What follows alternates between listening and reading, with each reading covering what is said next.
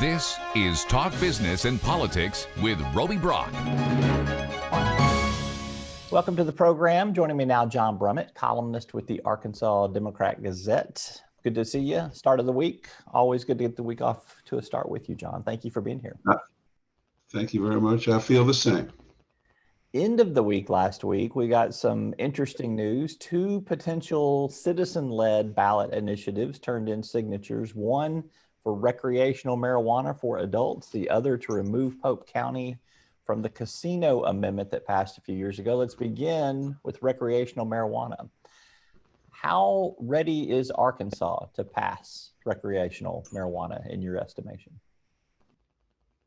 I think more ready than one of my generation can readily accept. One of the great changes, generational and attitudinal, is the realization that marijuana at least should be decriminalized, and we should talk about legalizing recreational with some heavy taxation and some tight regulation. And I think I saw a poll that said, and the polls can be very general at this stage, but they also can be very revealing in what they generally show.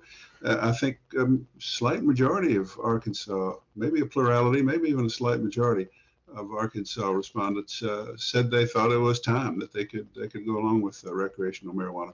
So I think it's got a chance if it gets to the ballot, which remains a big question, because there's going to be some legal fighting among conflicting groups over this.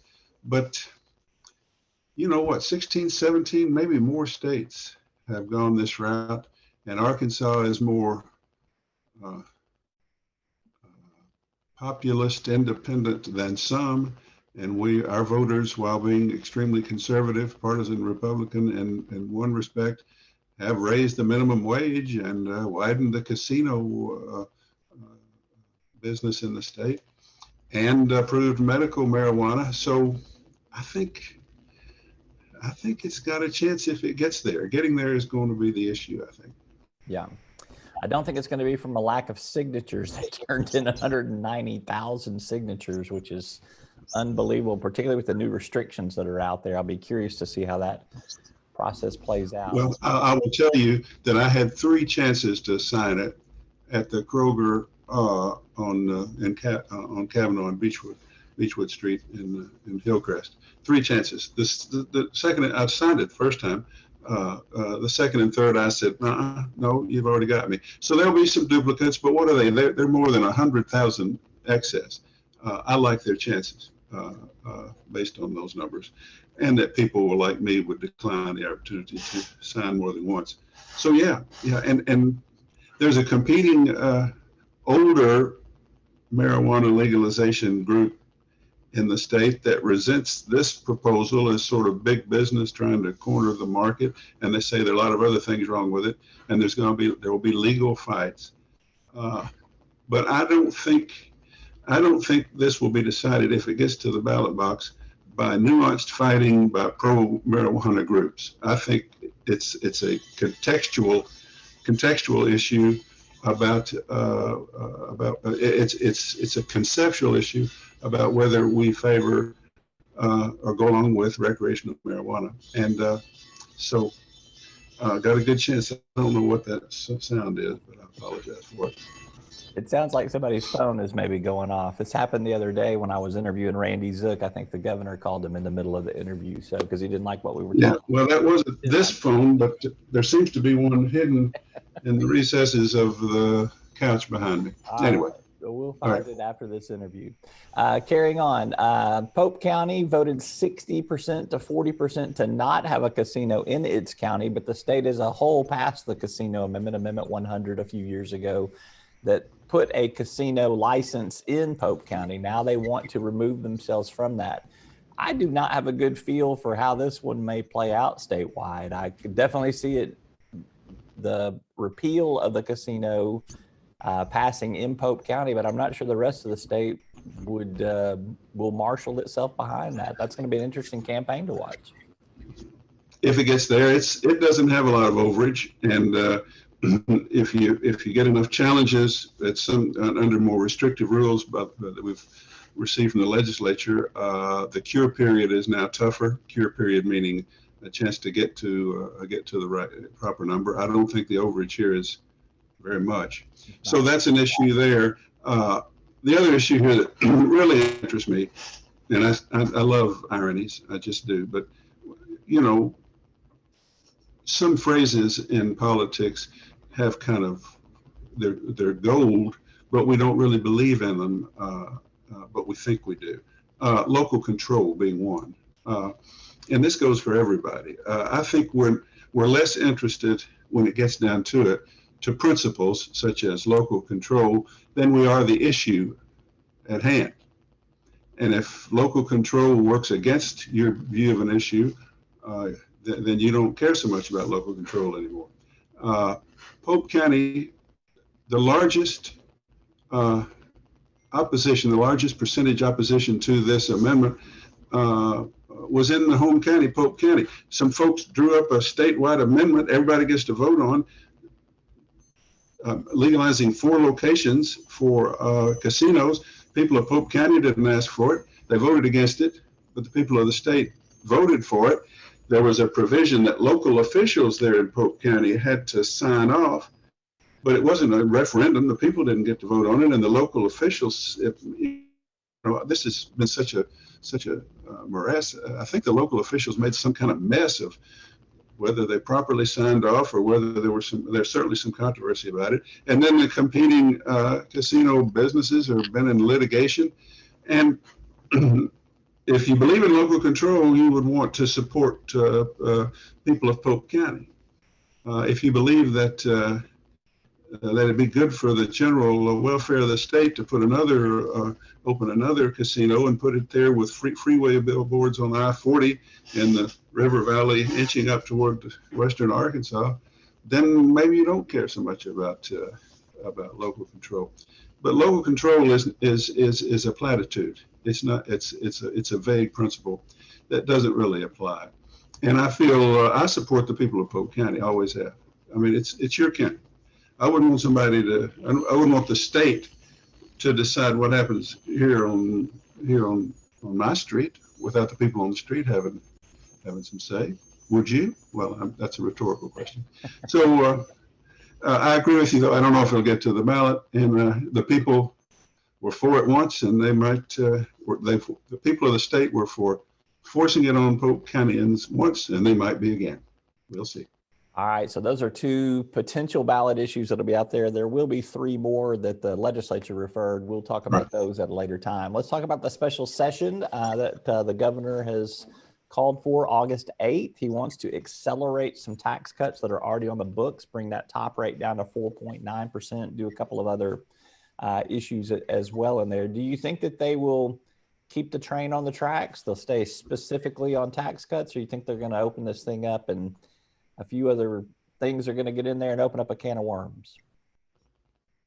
I think they're going to keep it on the tracks. I think the grandstanding troublemakers have been voted down recently, and they're all going to be leaving several of them are going to be leaving the legislature soon for various reasons.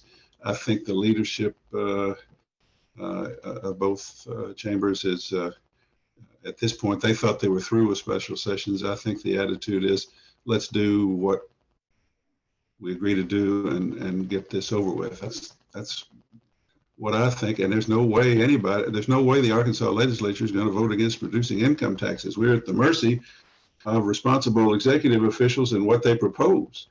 And because reducing income taxes is an impossible thing to vote against at in the current mood of Arkansas. I'll just tell you, this is another irony. The governor came up with this notion that we would do, as several other states have done, and find a way to give direct inflation relief to the people, sort of like the federal government giving a stimulus or COVID relief checks to the people. They didn't want to do suspending the the gasoline tax at the pump, because that's actually not very effective, because prices fluctuate so much that people can't see it. But there was talk, and I took it seriously. They were going to find a way to send everybody $50, $100, $200, and we're going to get everybody a little help on their groceries and their gasoline. That's what he started out talking about. What we're going to do is nothing like that. We're just going to give an across the board income tax cut. We're going to do some trickle down supply side Reaganomics, and most of the most of this thing most of the money that started out to be direct, equal payments to people for relief from gasoline and grocery prices is going to go 3/4 of it is going to go to people making over $87,000 a year. So, that's just the way, as I put it Sunday, that's just the way the Arkansas Republican cookie crumbles. If you're looking for a working man, low-income working man needing some relief, it's going to be in your withholding, and it's going to be appreciated, I'm sure, but it's going to be substantially less than what they're getting at the high ends. It's an old argument about taxes. I'm not arguing that. I'm arguing about, or I'm just noting with some regret, the irony, the typical irony of what we wind up doing against what the original idea was. You follow me? I do, and I want your context on this other debate that has kind of played out as a maybe just a subtext to this argument. And that is, there's been a lot of advocacy for raising teacher pay in Arkansas, with some good reasons for doing that. When you look at what surrounding states are paying teachers, the fact that the profession is in a difficult position right now from a workforce perspective, not to mention all the other obligations put on them. And but it doesn't look like a teacher pay is going to make the call on the special session. The governor has said as much, so that pretty much rules it off there.